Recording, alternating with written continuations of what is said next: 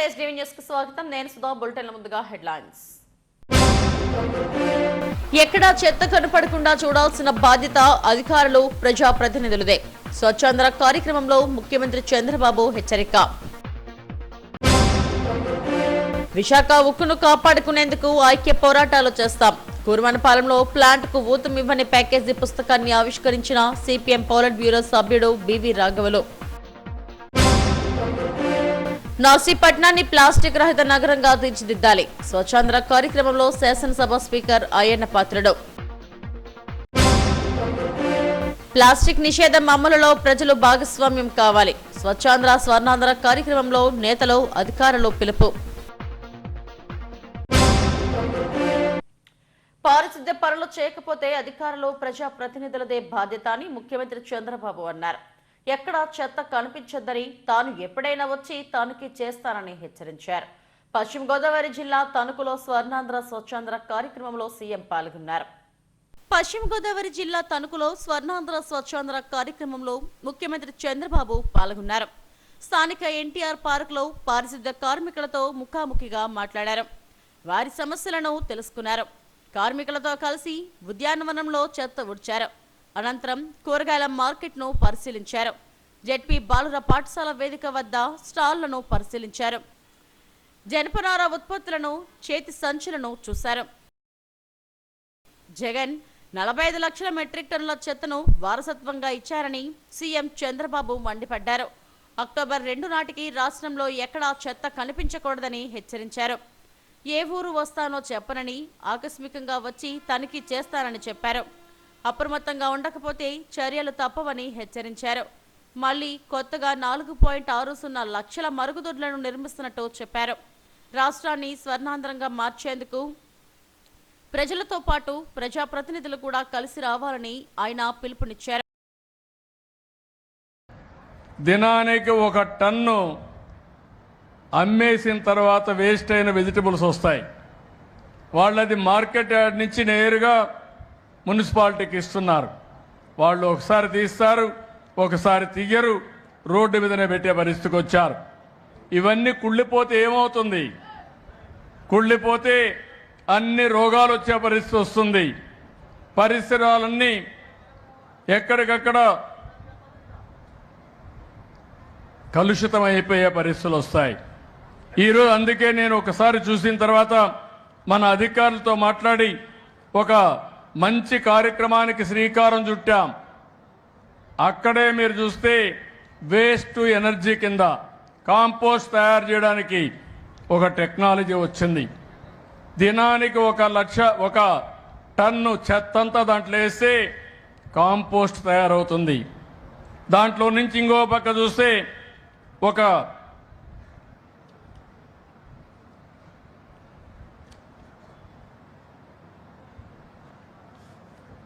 ఇది మీరు చూసినప్పుడు బయోడైజెస్టర్ అనే పేరుతో 10 లక్షల రూపాయలు ఖర్చు పెడితే ఆ 10 లక్షల రూపాయలు అక్కడ ఇన్స్టాల్ చేస్తే దినానికి 1 టన్ను కన్వర్ట్ చేసే పరిస్థితి వస్తుంది. దీనికి ఇనోకులం మనకి ఒక మెటీరియల్ వేస్తే 2,000 రూపాయలు రోజుకు అవుతుంది. అంటే 25,000కు 25 రోజులకు 50,000 అవుతుంది. కూలి కూడా ఒక 15,000 అవుతుంది. 65,000 ఖర్చు పెట్టాలి. ఇందులో 1/3 33% ఎక్కడికక్కడ మీరు చూస్తే మనకు కాంపోస్ట్ ఎరువు వస్తుంది. ఇది అమ్మితే దగ్గర 1,17,000 రూపాయల ఆదాయం వచ్చే పరిస్థితి వస్తుంది. ఇది కాకుండా దాంట్లో నుంచి లెక్సిట్ అని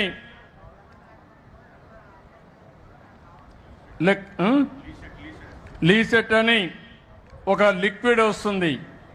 ఇది మన చెట్లకు కొడితే ఏవైతే ఈరోజు వచ్చే రోగాలన్నీ కంట్రోల్ చేస్తుంది. ఇది కూడా 26 లీటర్లు వస్తుంది. 650 రూపాయల రేటు ఉంది. 50 రూపాయలకు అమ్మినా 32,500 రూపాయలు వస్తుంది. దీన్ని వర్కౌట్ చేయమన్నా ఒక ప్రయోగంగా ఈ యొక్క వెజిటబుల్ మార్కెట్ దగ్గర పెడతారు. ఇక్కడ సక్సెస్ అయితే ప్రతి ఒక్కది ఇక్కడ పెట్టే పరిస్థితి వస్తుందని చెప్పి కూడా నేను మీకు తెలియజేస్తున్నా. ఈరోజే నేను ఒక కాలనీకి వెళ్ళాను. మీ పార్కు చూశాను. నేను ఆ రోజు ఆ పార్కుని బ్రహ్మాండంగా డెవలప్ చేశాను. అక్కడ సెంటర్లో ఎన్టీఆర్ విగ్రహం కూడా పెట్టాం. తొలుత ముఖ్యమంత్రి చంద్రబాబుకు హెలికాప్టర్ వద్ద నేతలు అధికారులు స్వాగతం పలికారు. అనంతరం పలువురు ఆయనకు వినతి పత్రాలను అందజేశారు. కార్యక్రమంలో మంత్రులు, అధికారులు, స్థానిక ప్రజలు అధిక సంఖ్యలో పాల్గొన్నారు. స్టీల్ ప్లాంట్ను ప్రైవేటీకరింపమని పార్లమెంట్ సాక్షిగా కేంద్రం ప్రకటించాలని సిపిఎం పాలిట్ బ్యూరో సభ్యుడు బివి రాఘవులు డిమాండ్ చేశారు. కూర్మన్పాలెం మార్చి వద్ద కార్మికులు నిర్వహిస్తున్న దీక్షకు 1500 రోజులు పూర్తయిన సందర్భంగా దీక్షా శిబిరాన్ని సందర్శించారు. విశాఖ ఉక్కుకు ఊతమివ్వని ప్యాకేజీ పుస్తకాన్ని ఆయన ఆవిష్కరించారు.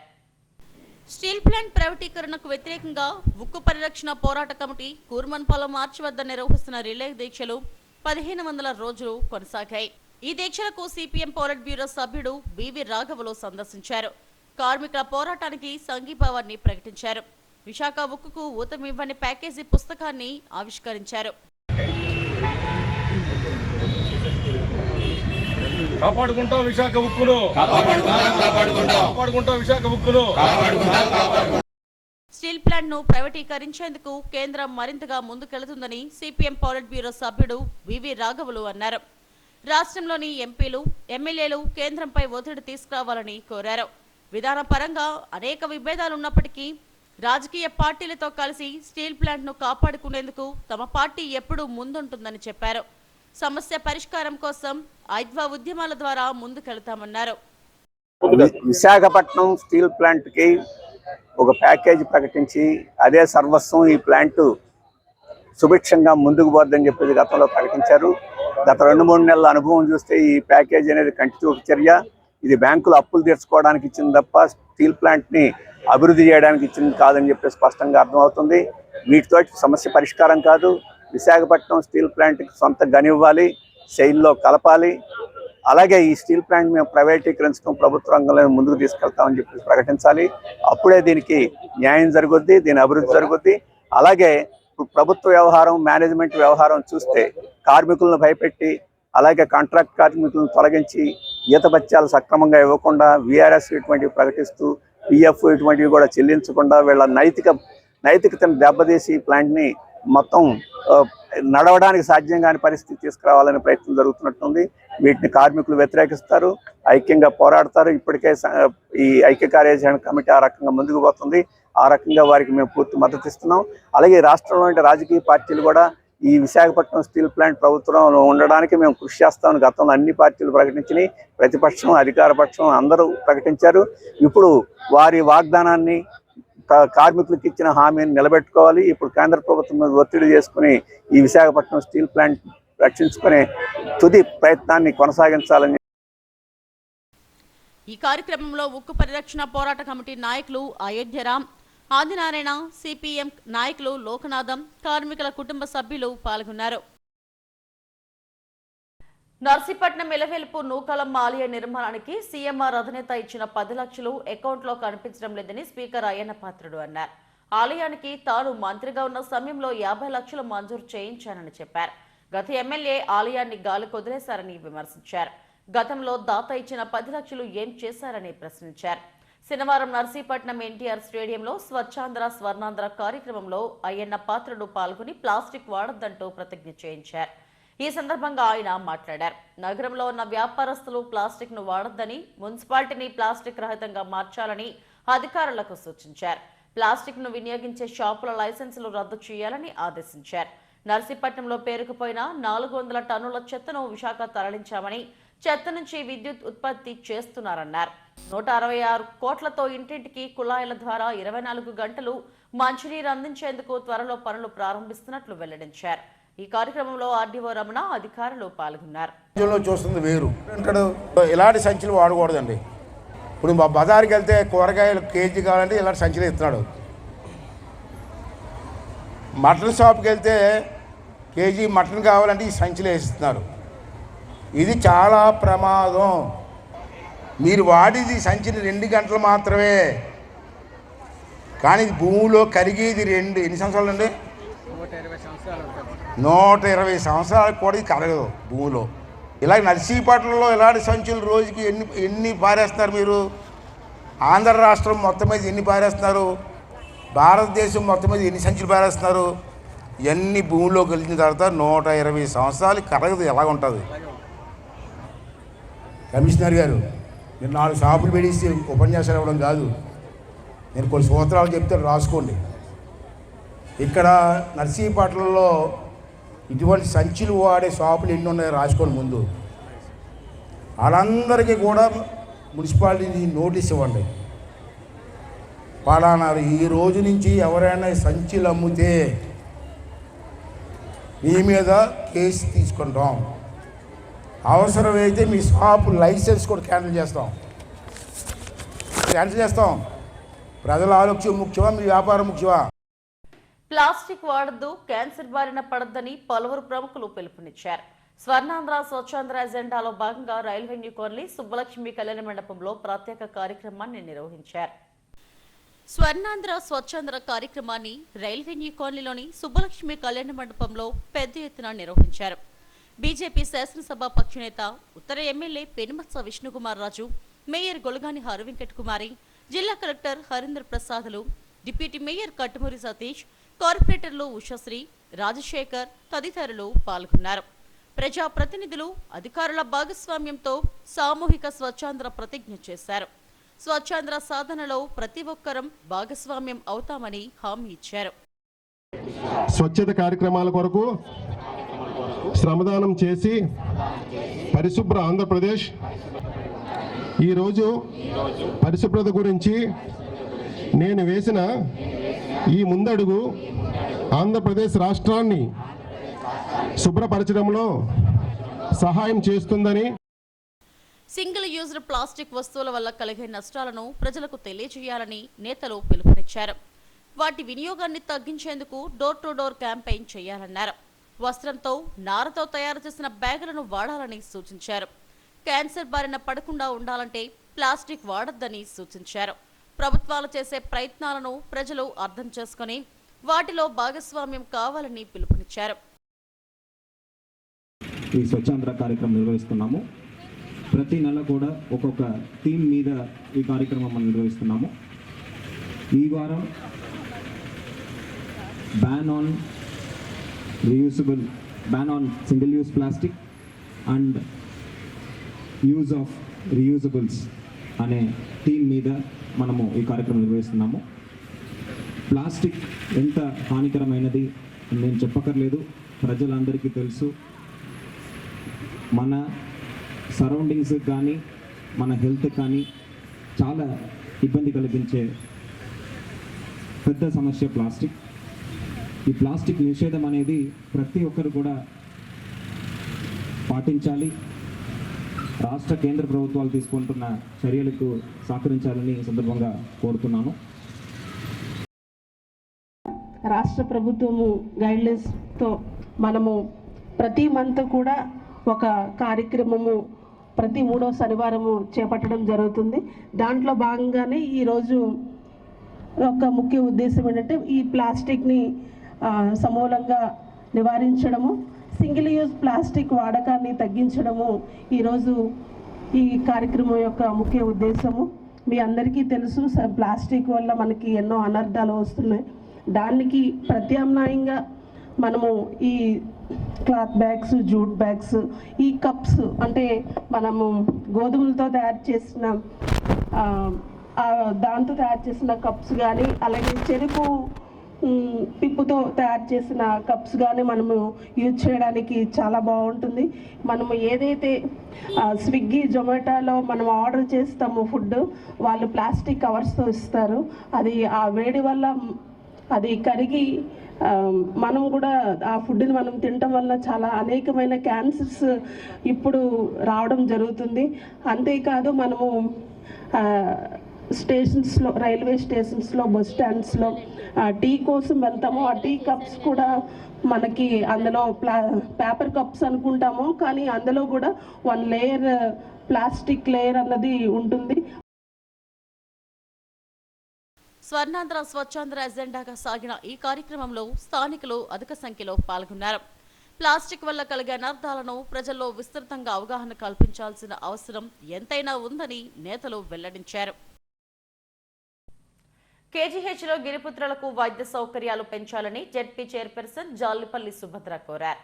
జెడ్పీ స్థాయి సంఘాల సమావేశాలను జెడ్పీ మీటింగ్ హాల్లో నిర్వహించారు. పలువురు సభ్యులు అడిగిన ప్రశ్నలకు అధికారులు సమాధానాలిచ్చారు. ముఖ్యంగా రోడ్డు ప్రమాదాలు జరుగుతున్నప్పుడు క్షతగాత్రులను కేజీహెచ్కు తరలిస్తున్నారని చెప్పారు. మృతదేహాలకు పంచనామా చేయడం, శవాలను అప్పగించడంలో జాప్యం జరుగుతుందని సభ్యులు తెలిపారు. దీనిపై కేజీహెచ్ అధికారులతో మాట్లాడి సత్వర చర్యలు చేపడతామని తెలిపారు. ముఖ్యంగా అనకాపల్లి నుంచి పాయక్రాపేట జాతీయ రహదారిలో ప్రమాదాలు జరుగుతున్నప్పుడు వారిని అనకాపల్లి ఎన్టీఆర్ ఆసుపత్రికి తరలిస్తున్నారని, అక్కడ కూడా వైద్య సౌకర్యాలు పెంచాలని కోరారు. ట్రామా కేర్ను ఏర్పాటు చేయాలన్నారు. పింఛన్ల పంపిణీలో జాప్యాన్ని నివారించాలని కోరారు. పింఛన్ మంజూరైన వెంటనే కొత్త పింఛన్లు అందజేస్తామని అధికారులు వెల్లడించారు. రూరల్ ప్రాంతాలలో అంబులెన్సులు అందుబాటులో ఉంచాలని కోరారు. రక్షిత మంచినీటి సరఫరా పథకాలను కూడా తక్షణం పూర్తి చేసి గ్రామీణులకు ఉపయోగపడేలా చేయాలని కోరారు. ఏదైతే 4 కమిటీలకు సంబంధించినటువంటి చైర్మన్గా నేను అండ్ మా గౌరవ సిఓ గారు, అదేవిధంగా ఎమ్మెల్యేలు అదేవిధంగా గౌరవ జెడ్పీటీసీ సభ్యులతో కూడా ఈరోజు ఈ సమావేశంలో జరిగినటువంటి కొన్ని అంశాలు, ఏదైతే మనకి గ్రామీణ ప్రాంతంలో ఉన్నటువంటి గ్రౌండ్ లెవెల్లో ఉన్నటువంటి సమస్యలన్నిటి కూడా అయితే సో అది పెండింగ్ ఉంది. ఖచ్చితంగా వాళ్ళందరినీ కూడా ఇచ్చి ఆ ఫంక్షన్ని తొందరగా అందించి వారందరూ కూడా ఆదుకోవాలనేది గౌరవ జెడ్పీటీసీ సభ్యులందరూ కూడా మా నోటీసులో చేరవేయడం జరిగింది. అదేవిధంగా మనకి గతంలో అనేక వికలాంగులకి సంబంధించినటువంటి కొన్ని ఫంక్షన్స్ అనేవి ఇవ్వడం జరుగుతూ ఉంది. అంటే మన గతంలో కేవలం విశాఖపట్నం అదేవిధంగా అనకాపల్లి డిస్టిక్లో మాత్రమే ఈ హౌసెస్ అనేది కట్టడం జరిగింది. వాళ్ళకి అన్ని రకాలుగా కూడా ఫెసిలిటీస్ కల్పించాలని కూడా కోరడం జరిగింది. అదేవిధంగా నెక్స్ట్ మైనింగ్స్ కానివ్వండి, కోటవరట్ల మండలంలో పర్మిషన్ లేకుండా జరుగుతున్నటువంటి కొన్ని ఇసుక తవ్వకాలను కూడా అరికట్టే విధంగా చర్యలు తీసుకోవాలని గౌరవ సభ్యులు అడగడం జరిగింది. ఎందుకంటే అది ఓఎన్డమ్స్కి సంబంధించినటువంటి అనేక వాటర్ ప్లాంట్స్కి సంబంధించినటువంటి ఆ పరిధిలో ఈ తవ్వకాలు కనుక జరిగితే రేపన్న రోజు భవిష్యత్తులో మనము మంచినీరు అందించే పరిస్థితి ఉండదనేసి తెలియజేశారు. సో ఇటువంటివి అన్నీ కూడా గౌరవ సభ్యులు మా నోటీసులో పెట్టడం జరిగింది. అదేవిధంగా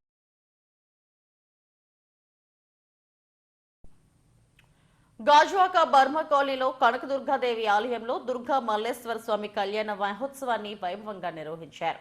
లోక కళ్యాణార్థం ఇలాంటి కళ్యాణ క్రతువును ప్రతి ఏటా నిర్వహిస్తుంటామని ఆలయ అర్చకులు తెలిపారు. 12 జంటలు 6 జంటలుగా విడిపోయి స్వామివారికి కళ్యాణం చేశారు.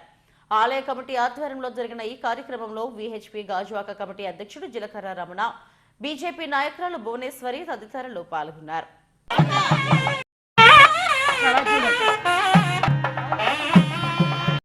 అంటే ఒట్టు భారీగా భర్తను స్వీకరిస్తున్నట్టుగా 3 వేస్తున్నాడు. ఆ 3 కూడా ధర్మేచ, ధర్మంతో, అర్థంతో, కామేచ, కోరికతో, ఈ 3 ఏ దానికి కూడా ఎక్కువ తక్కువ లేకుండా సరిసమానంగా వెళ్దాం. సంపాదనలో కానీ, ధర్మ మార్గంలో కానీ, పుణ్య సౌభాగ్యంలో కానీ, అలాగే కోరికల విషయంలో కూడా సరిసమానంగా వెళ్ళాలి అనే భావనతో 3 వేసి దానికి ఈ జన్మలోనే కాదు 7 జన్మలు కూడా కట్టుబడి ఉంటున్నాం అని నిదర్శనంగా పరమేశ్వరుడు పార్వతీదేవి యొక్క మన దుర్గాదేవి అమ్మవారి మెడలో మంగళసూత్రాన్ని ధారణ చేస్తున్నారు. ఆ మల్లేశ్వర స్వామి వారు, అర్చక స్వామి వారి ద్వారా జరిగే సమయంలో మన జీవితాలు కూడా స్వాభావికమైనటువంటి జీవితాలుగా రావాలి. ఇంకా తెలుసుకునే అవకాశం రావాలి. ప్రేమను పెంచుకోవాలి, ఒకరి మీద ఒకరి నమ్మకాన్ని పెంచుకోవాలి. ఇంకా రాబోయే తరానికి మనం ఆదర్శం కావాలనే భావనతో మీ అందరూ కూడా అక్షతలు పట్టుకోండి. అది మనకు భగవంతుడు ప్రసాదించాలి. మీ చేతిలో అక్షతలు స్వామివారి పాదాల మీద వేయండి. ఇప్పుడు కట్టేసిన తర్వాత అంతవరకు మీరు మరిపల్లి ఉడా లేఅవుట్లోని రాక్డెల్ స్కూల్లో farewell and annual day celebrations వైభవంగా జరిగాయి. విద్యార్థులు ప్రదర్శించిన సాంస్కృతిక కార్యక్రమాలు ఆకట్టుకున్నాయి. ఒత్తిడికి లోను కాకుండా 10వ తరగతి విద్యార్థుల పరీక్షలు రాస్తే మంచి ఫలితాలు వస్తాయని రాక్డెల్ స్కూల్ కరెస్పాండెంట్ ఉమాదేవి సూచించారు. మరిపల్లి ఉడా లేఅవుట్లోని రాక్డెల్ స్కూల్లో farewell and annual day celebrations ను ఘనంగా నిర్వహించారు. విద్యార్థులు ప్రదర్శించిన పలు సాంస్కృతిక కార్యక్రమాలు అంబరాన్నంటాయి. విద్యార్థులతో పాటు వారి తల్లిదండ్రులు ఈ కార్యక్రమానికి హాజరై సంతోషాన్ని వ్యక్తం చేశారు. తమ పిల్లలు నిర్వహించిన సాంస్కృతిక కార్యక్రమాల పట్ల ఈ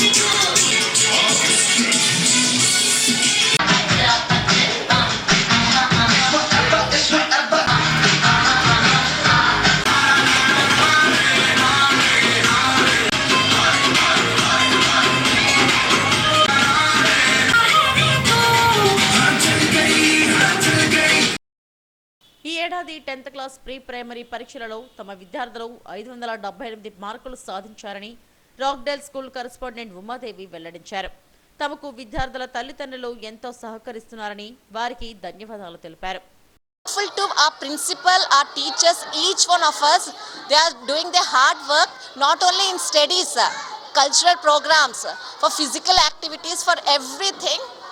One and every person is included to participate it. We are seeing for each one of them to participate, enjoy the program, and many cultural activities, physical activities, even we can say a prize distribution. Those who are coming in class first rank merit students, for them also we are distributing the medals, prizes, and each one of students we are including everyone. మాకు బాగా చాలా cooperate చేస్తారు. అన్ని స్కూల్స్లో లా కాకుండా మేము select చేయము పిల్లల్ని, అందరి పిల్లల్ని ఎవ్రీ స్టూడెంట్ని పార్టిసిపేట్ చేయిస్తాం. ప్రతి ఒక్కరు డ్యాన్స్ వచ్చినా రాకపోయినా ప్రతి ఒక్కరితో మేము డ్యాన్స్ వేయించడం కానీ కల్చరల్ అన్నిట్లో ఇంక్లూడ్ చేయిస్తాం. ప్రతి ఇయర్ మేము చేస్తాము. ఇవి ఫిజికల్ యాక్టివిటీస్ అన్నీ ఉంటాయి. మాకు మా టీచర్స్ అందరూ చాలా హార్డ్ వర్క్ చేస్తున్నారు. అందరి టీం వర్క్తో మేము ఇది చేయగలుగుతున్నాము. మా ప్రిన్సిపల్ మేడం కూడా మాకు ప్రతి దానికి చాలా ఎంకరేజ్ చేస్తారు. దీనివల్ల మేము పిల్లల్లో ఇవన్నీ యాక్టివిటీస్ చేయించగలుగుతాం. ఈ కార్యక్రమంలో విద్యార్థులను తీర్చిదిద్దిన ఉపాధ్యాయులను కరెస్పాండెంట్ ఉమాదేవి అభినందించారు. ఉపాధ్యాయులతో పాటు విద్యార్థుల తల్లిదండ్రులు హాజరయ్యారు. లాసెన్స్ బే కాలనీలోని సంస్కృతి గ్లోబల్ ప్రీ స్కూల్ 11వ వార్షికోత్సవాన్ని మద్దెలపాలెంలోని కళాభారతి ఆడిటోరియంలో ఘనంగా నిర్వహించారు. ఆయుష్మాన్ హాస్పిటల్ సీఈఓ డాక్టర్ కార్యస్వామి ముఖ్య అతిథిగా హాజరయ్యారు. జ్యోతి ప్రజ్వలనం చేసి వార్షికోత్సవాన్ని ప్రారంభించారు. విద్యార్థులు విద్యతో పాటు ఆరోగ్యంపై కూడా దృష్టి సారించాలన్నారు. తల్లిదండ్రులు కూడా ఒత్తిడి లేని విద్యను అందించే విద్యాలయాలకు తమ పిల్లలను పంపించాలన్నారు. పిల్లలు కూడా తమ తల్లిదండ్రులను మొదటి గురువులుగా భావించి వారి నుంచి స్ఫూర్తిని పొందాలని కోరారు. తల్లిదండ్రులు కూడా కొన్ని విషయాలను నేర్పించే క్రమంలో పిల్లలకు తామే గురువులుగా మారాలని సూచించారు. ఈ కార్యక్రమంలో పిల్లలు నృత్య ప్రదర్శనలు ఆకట్టుకున్నాయి. క్విజ్ కార్యక్రమంలో కూడా ఉత్సాహంగా పాల్గొన్నారు. త్వరలో స్కూల్ యాజమాన్యం ఎండాడలో కూడా కైట్ నోబెల్ స్కూల్ పేరుతో మరొక స్కూల్ను ప్రారంభిస్తుందని యాజమాన్య సభ్యులు కిరణ్ కుమార్, స్కూల్ ప్రిన్సిపల్ ధనలక్ష్మిలు తెలిపారు. వచ్చే విద్యా సంవత్సరం నుంచి కైట్స్ నోబెల్ స్కూల్ ప్రారంభమవుతుందన్నారు. హెల్త్ ఫిట్నెస్ తో పాటు మ్యాథమెటిక్స్, రీజనింగ్ తదితర అంశాలను ప్రధానంగా చేసుకుని ఈ స్కూల్ను ప్రారంభిస్తున్నట్లు వెల్లడించారు. రెగ్యులర్ అకాడమీస్ తో పాటు ఒత్తిడి లేని విద్యను పిల్లలకు అందించాలన్నదే తమ లక్ష్యంగా చెప్పారు. కార్యక్రమంలో స్కూల్ యాజమాన్య ప్రతినిధులు నిరుపమ, సిఏ ప్రసాద్, శ్రీనివాస్, సునీత లావణ్య, రవికిరణ్, జతిన్ తదితరులు పాల్గొన్నారు. ప్రతిభ చూపిన విద్యార్థులకు బహుమతులను ప్రదానం చేశారు. ఈ సందర్భంగా ఆయనకి మేము థ్యాంక్స్ చెప్తున్నాం. ఈ స్కూల్లో చక్కగా అన్ని కార్యక్రమాలు యాక్టివిటీ బేస్డ్గా చక్కగా చేయటం, టీచర్స్ అందరూ సపోర్ట్ చేయటం వల్ల పిల్లల్లో మంచి గ్రోత్ అయితే అందరూ చూడటం జరిగింది. ఇలాగే ఈ కార్యక్రమాలు బాగా జరగాలని కోరుకుంటున్నాం. దీంతో పాటుగా మేము కైట్స్ నోబెల్ స్కూల్ అని ఎండాడ్లో వచ్చే అకాడమిక్ ఇయర్ నుంచి స్టార్ట్ చేయబోతున్నాం. అది పిల్లలకి 360 డిగ్రీ డెవలప్మెంట్లో ప్లాన్ చేస్తున్నాము. మేజర్గా వాళ్ళకి హెల్త్, ఫిట్నెస్, అలాగే టెక్నికల్గా మ్యాథమెటిక్స్ సబ్జెక్ట్ మీద ఇప్పుడు ప్రస్తుతం ఉన్న సమాజానికి పిల్లలకి రీజనింగ్ స్కిల్స్ ఉండాలి కాబట్టి మెయిన్ మోటివ్గా మేము ఈ మూడిటితో మేము ముందుకెళ్తున్నాము. రెగ్యులర్ అకాడమిక్స్తో పాటు ఎన్నో కార్యక్రమాలు, ఆటలు వీటితో పిల్లల్ని మంచి పౌరులుగా తీర్చిదిద్దాలని అయితే మేము మా మేనేజ్మెంట్ అందరం కూడా దృష్టి సారించి మంచి అవకాశాన్ని పేరెంట్స్కి, పిల్లలకి అందజేయాలని కోరుకుంటున్నాం.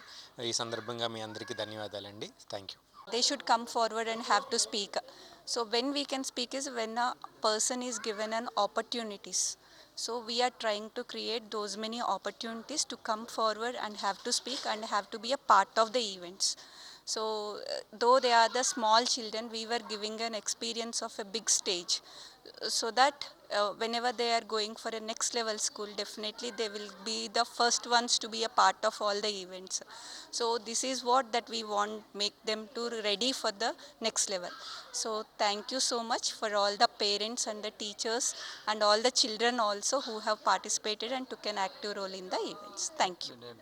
Dhanlakshmi Andi. My name is Dhanlakshmi, the principal of the Lawsons Bay Colony Sanskriti. Nadupuru Paiditallamma ఉత్సవాలను ఘనంగా నిర్వహిస్తున్నట్లు ఆలయ కమిటీ సభ్యులు వెల్లడించారు. ఈ సందర్భంగా గోడ పత్రికను ఆవిష్కరించారు. ఈ నెల 18న ప్రధాన పండుగ జరుగుతుందన్నారు. పలు సాంస్కృతిక కార్యక్రమాలను నిర్వహిస్తామని చెప్పారు. కమిటీ చైర్మన్ శంకరనారాయణ, మునగపాక అచ్చెన్నాయుడు తదితరులు పాల్గొన్నారు. ఒక డూస్ ప్రోగ్రామ్ ఒకటి, తర్వాత బుర్రకథ ఒకటి, అది తర్వాత ప్రతి ఎల్లుండి సోమవారం నైట్ అంతా పోలేలు పండుగ సందర్భంగా తెల్లవారులు అన్ని నేల డ్యాన్సులతోని, తప్పుడు గుళ్ళు, కోలాటాలు అన్ని దీంతో ఆ రోజు నైట్ అంతా ఉంటుంది. అలాగే మంగళవారం మన అందరూ కమిటీ సభ్యులు తర్వాత కొంతమంది ఆర్థిక సాయంతో కూడా ఆ రోజు మంగళవారం ఒక ఈవెంట్ ప్రోగ్రాం కూడా పెట్టడం జరుగుతుంది. మరి ఈ ప్రోగ్రాంకి అంతా మీరందరూ కలిసి మనం పనిచేసి మన గ్రామానికి మన ప్రాంతానికి మంచి పేరు వచ్చేలాగా చేయాలని చెప్పేసి మిమ్మల్ని అందరూ కమిటీ సభ్యుల్ని గ్రామస్తులు పేరు పేరు ధన్యవాదాలు తెలియజేసుకుంటున్నాం. మరి ఇందులో పాల్గొన్నాం, ఎందుకంటే పేర్లు చెప్తే మనకి ఇది ఉండదు. అందరికీ పేరు పేరున ధన్యవాదాలు తెలియజేసుకుని నేను కానీ వచ్చినాడు కానీ మీ ఇద్దరు చేస్తున్న పనికి మీరు అందరూ సహకరించాలని కోరుతూ సెలవు. అయితే ఈ 4 రోజులు కూడా 5 రోజులు కూడా ఎంతమంది బాగా సహకరించారు గ్రామ పెద్దలు అందరూ కలిసి. ఇంకా 3 రోజులు కూడా వీళ్ళందరూ కూడా కష్టపడి గ్రామానికి మంచి పేరు వచ్చేలాగా అందరూ కష్టపడతారని ఆశిస్తున్నాం. ఎటువంటి అవతారం లేకుండా అందరూ మన పండుగ అనుకొని వచ్చిన వాళ్ళందరూ కూడా పేరున ధన్యవాదాలు తెలుపుతాం. అలాగే రేపు వచ్చిన మంగళవారం, సోమవారం మెయిన్ 2 రోజులు కూడా సన్నికుల్లా కష్టపడి గ్రామానికి మంచి పేరు తెచ్చి మనందరి పేరు కూడా నిలబడతారని ఆశిస్తున్నాం. అలాగే ముందుగా మనం ఏంటంటే ఈ పాంపులెట్ 2 పాంపులెట్కి మన ఊరు పొరవాడేటువంటి గణపతి అప్పలాంటి కుమారుడు మన రాజు తన అజ్మీరా ట్రెండ్స్ గాజువాకలో షాప్ ఓపెన్ చేశాడు. దాని సందర్భంగా పాపులేటర్ గారు ఆయన మన గ్రామం తరపున ధన్యవాదాలు తెలియజేస్తున్నాం.